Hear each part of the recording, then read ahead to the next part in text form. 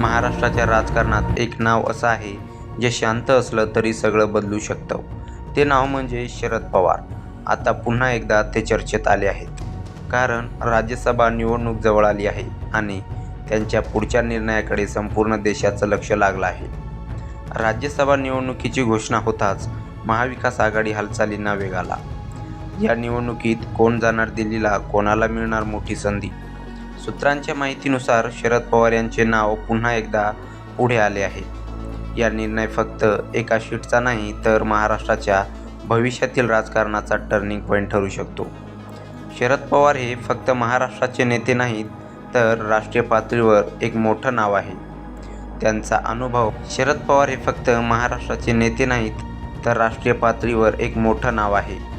त्यांचा अनुभव, रणनीती आणि संपर्क त्यामुळे आजही राजकारणातील किंगमेकर मानले जातात. तर ते राज्यसभेत गेले तर दिल्लीतील राजकारण विरोधकांची ताकद वाढू शकते. काही नेत्यांनी त्यांचा अनुभवाची गरज असल्याचे म्हटलं आहे. नव्या चेहऱ्याला संधी देण्याच्या बाजूने आहेत. सत्ताधारी आणि विरोधक दोन्ही बाजूंनी हालचाली सुरू झाल्या आहेत. पडद्यामागे मोठ्या बैठका सुरू असल्याची माहिती देखील आहे. आता सर्वात मोठा प्रश्न एकच की शरद पवार दिल्लीला जाणार का? की ते महाराष्ट्रातच राहून पुन्हा एकदा मोठी राजकीय चाल खेळणार?